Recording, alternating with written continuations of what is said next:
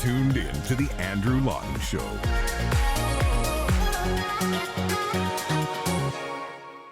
Conservatives all the time complain that Hollywood and the entertainment world have this big liberal bias, and that's true. That is so very true. I'm not going to dispute that at all. But it's all the more reason why conservatives need to support art and entertainment, films, music, whatever it is that is conservative friendly. And I think this is such an important message, but it's one that also goes along with supporting good conservative content. And when it comes to creating good content that is friendly to a conservative audience, no better duo than Anne McElhenney and Phelim McAleer, filmmakers, documentarians, authors. Their newest project, ObamaGate The Movie, a film they're producing that they're actually crowdfunding for, with the goal of exposing the deep state that tried to take down President Trump and continues to try to take down President Trump. This is a movie that really follows a lot of the other work they've done, most notably with FBI Lovebirds, a play featuring Dean Cain and Kristy Swanson, who are actually going to be in the film as well, playing the same characters, Peter Strzok and Lisa Page, the former FBI agents that are household names now for their collusion during the 2016 election. And joining me on the line is one of the fantastic duo I was just talking about, producer and co-writer of ObamaGate The Movie, Phelim McAleer. Phelim, good to talk to you again. Thanks for coming on the show. Thanks for having me, Andrew. It's always a pleasure to be on your show and talk to your audience.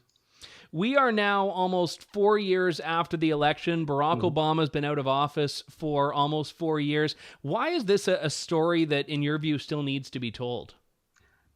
Because it started at the tail end of the Obama administration. It's hard to believe, right? It is actually hard to believe, and I think it's missed in a lot of this.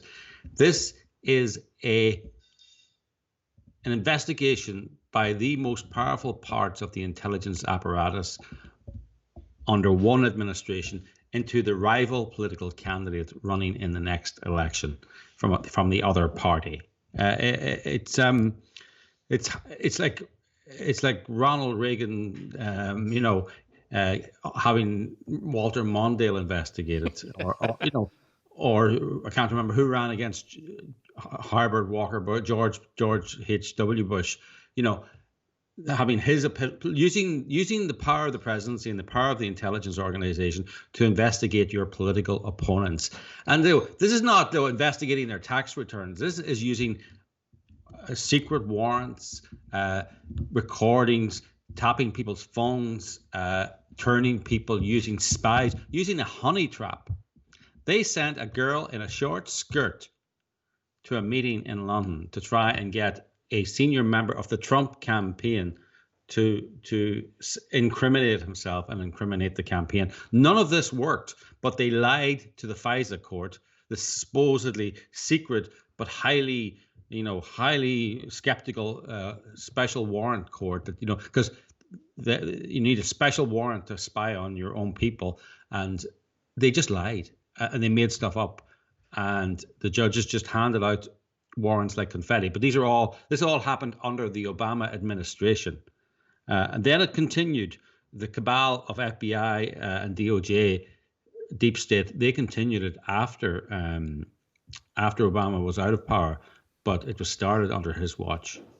And that is the most fascinating part of this story, is that when you say deep state, there are a lot of people that immediately they put up their sort of conspiracy theory alert beacon and say, oh, that's just nonsense. But you really have seen in the last few years how a lot of these intelligence community people, these bureaucracy operatives, they really do have a mind of their own in a way, where once the old guy is out, they still are loyal to that regime that's no longer there.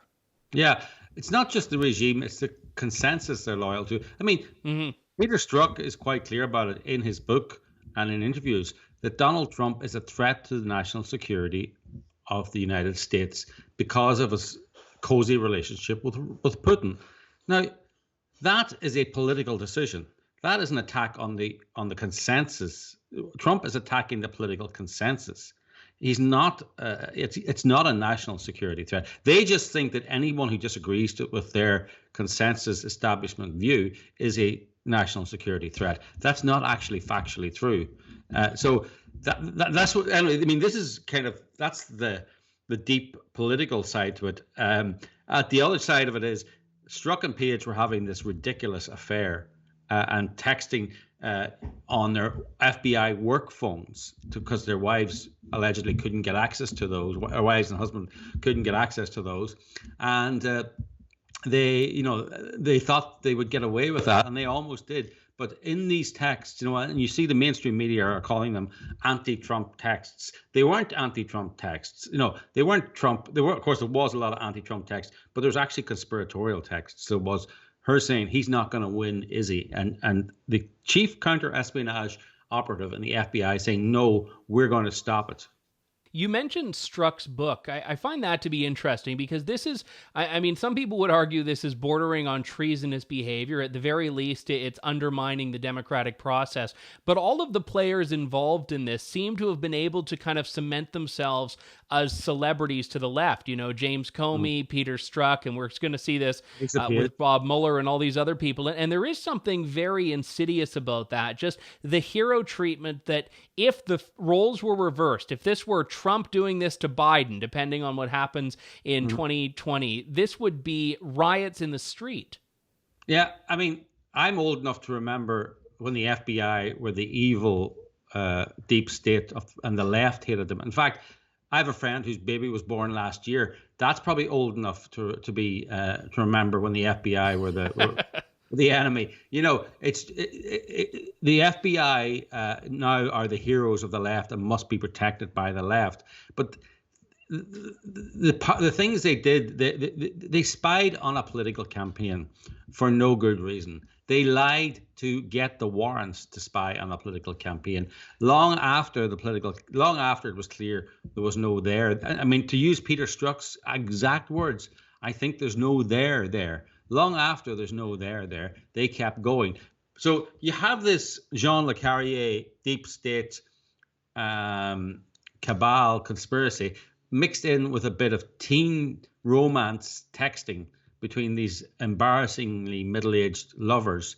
And then in the middle of it, you have his wife finding his work phone and somehow getting access to the texts in his FBI work phone, and then phoning Lisa Page and threatening to set a private investigator on her. And I mean, there's so many questions and so much madness there that it's a really entertaining movie.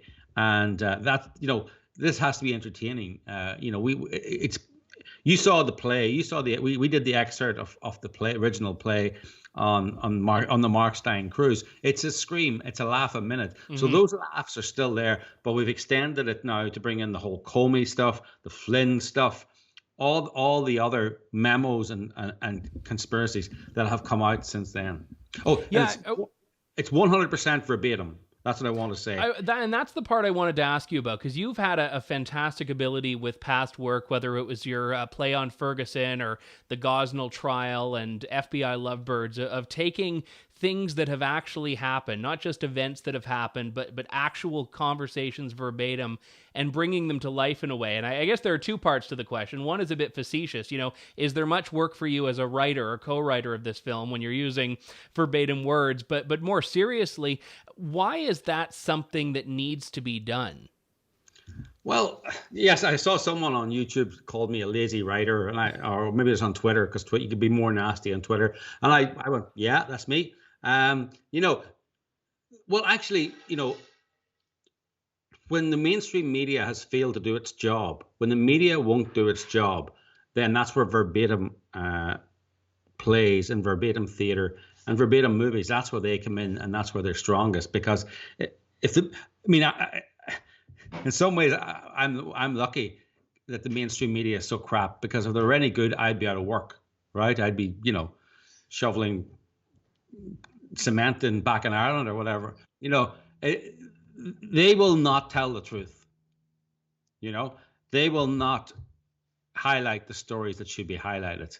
They will not quote directly when the quote doesn't help them. What they do is they paraphrase it in the most benign way. It's like, as Mark Stein once said, this is, when Salman Rushdie's book, 20 people were killed and reviewers talk about it, it caused some controversy. So they will paraphrase things and make things as benign as possible when they don't like them. But the great thing about verbatim is, there's no filter, there's no editorial filter on it. There's some, but this is what the people said, and the audience loves it, because I always notice when you're in the theater, people are sitting back like this thinking, what's the playwright gonna, oh, that's an interesting drama, that, really they get invested in the characters, but they're sitting back absorbing it.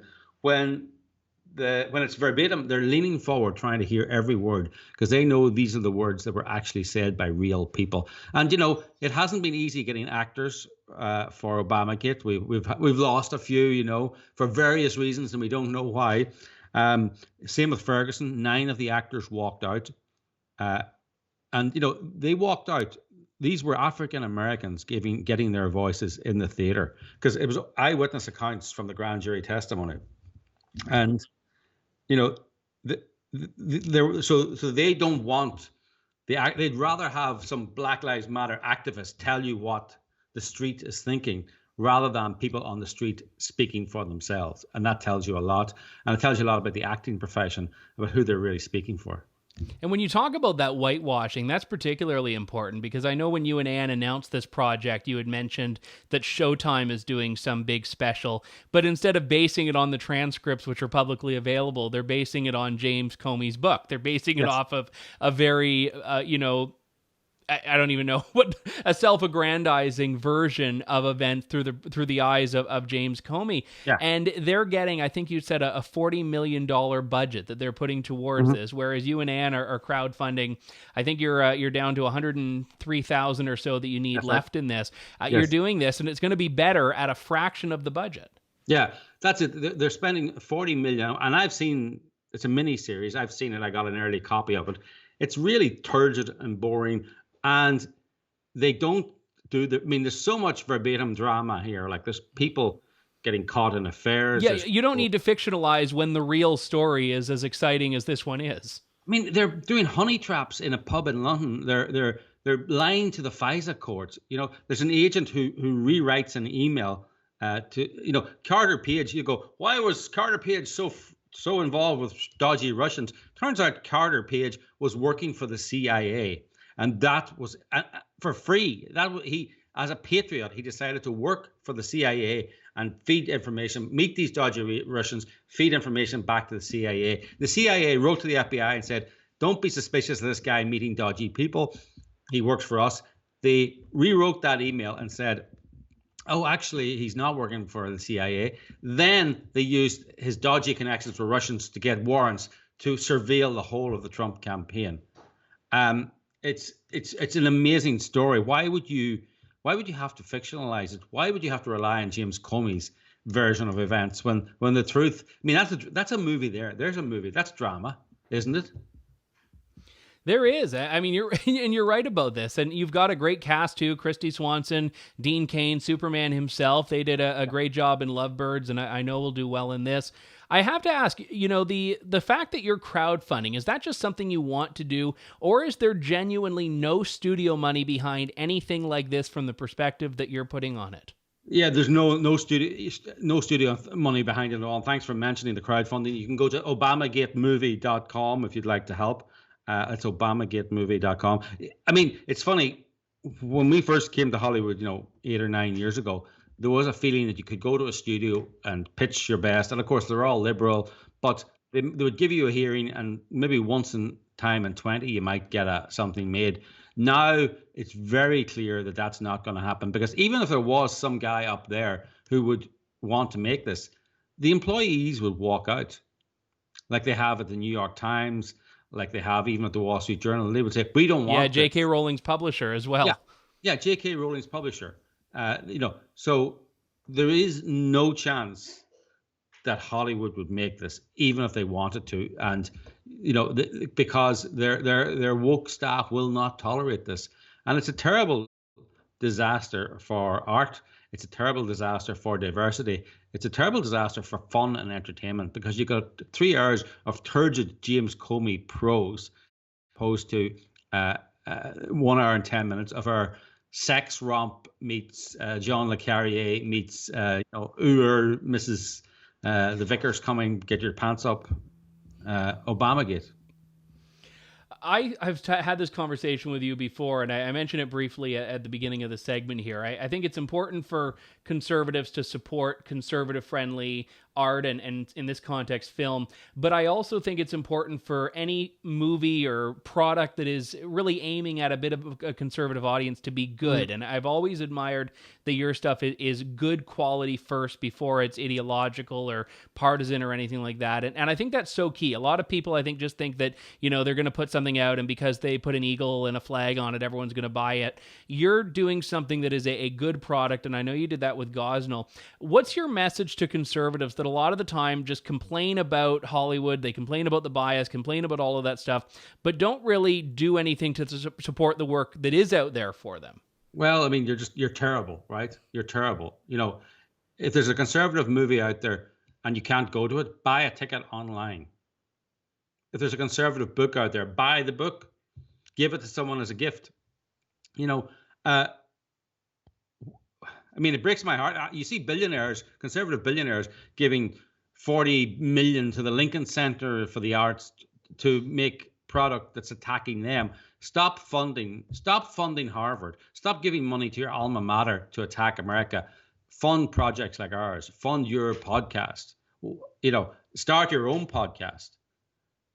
But people who don't fund and don't buy books and don't buy DVDs and don't buy. There's a movie on there at the moment, Infidel. It's in 200 theaters. Maybe you can't go, but you should buy a ticket. And you could find it's the number one movie of the weekend. And suddenly, when it's number one, the great thing about people when they hear something's number one, they automatically want to go and see it. Even liberals. So you got to make it the number one. You got to make it. Nothing succeeds like success. So let's make it a success. Well said, and I appreciate the plug to my show as well. Certainly people can contribute to that, but I also very much encourage them to head on over to ObamaGateMovie.com, and we'll have a link up there on the screen right now, and chip in a few bucks if you can to Anne McElhenney's and Phelim McAleer's latest project. Looking forward to it. Phelim, thank you so much. I really appreciate it. Thanks, Andrew. All the best. Thanks for listening to The Andrew Lawton Show. Support the program by donating to True North at www.tnc.news.